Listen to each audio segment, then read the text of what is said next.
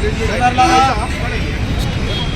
నేటికి 200 సంవత్సరాల క్రితం 1819 జనవరి 1వ తారీఖు 1818 జనవరి 1వ తారీఖు భారతదేశంలో పూణే అనే మహారాష్ట్రలో ఉన్న పూణే సమీపంలో భీమా నది ఒడ్డున ఒక భయంకరమైన యుద్ధం జరిగింది.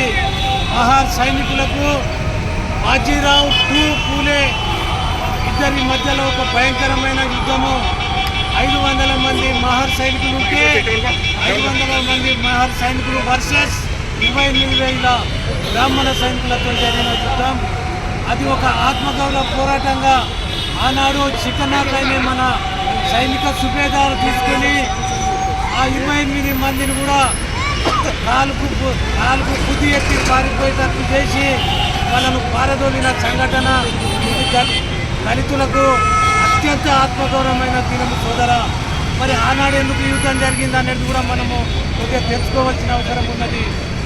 ఎందుకంటే ఆనాడు పూణేలో ఉన్న బ్రిటిష్ రెజిమెంటును బాజీరావు పీషా యొక్క సైన్యము ఆక్రమించుకుంటే వాళ్ళ సహాయంగా ఒక బాంబే నుంచి సైనికులు కావాలన్నప్పుడు బాంబేలోని సైనిక స్థావరంలో ఉన్న మహార్ సైనిక్ రెజిమెంటల్ నుంచి సుకునాథ్ అనే సైన్యాధికారి ఆధ్వర్యంలో మహార్ సైనిక ఆధ్వర్యంలో 500 మంది బాంబే నుంచి పూనాకు నడుచుకుంటూ వచ్చి 5 రోజులు వాకింగ్ చేసుకుంటూ వచ్చి అంతవరకు వాళ్ళు తెచ్చుకున్న ఫుడ్ కూడా అయిపోతుంది, ఆహార పదార్థాలు అన్నీ అయిపోతాయి. 2 రోజుల నుంచి వాళ్ళకు తిండి కూడా ఉండదు. అయినా కూడా 28,000 మంది సైనికులతో వీర విహారం చేసి ఆ సైనికుడి కొడుకు యొక్క తలను నరకడం జరిగింది. అది చూసి ఆ సైన్యం అంతా పరారైపోయింది అక్కడ. అది that was the great day of Mahar of India అని చెప్పి జై మాలా.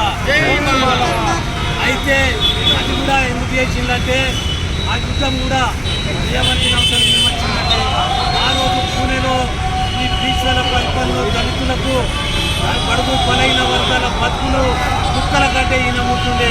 వాళ్ళు బయట పోతే ముట్టికి చీపురు కట్టుకొని పోవాలా, మూటికి ముట్ట కట్టుకొని పోవాలా.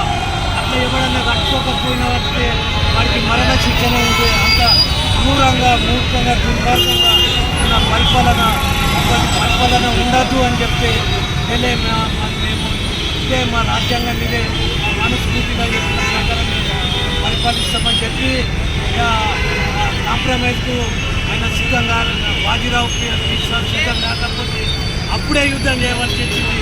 తప్పనిసరి పరిస్థితులని యుద్ధం చేయవలసి వచ్చిందని చెప్పి జై భారత్, జై తెలంగాణ.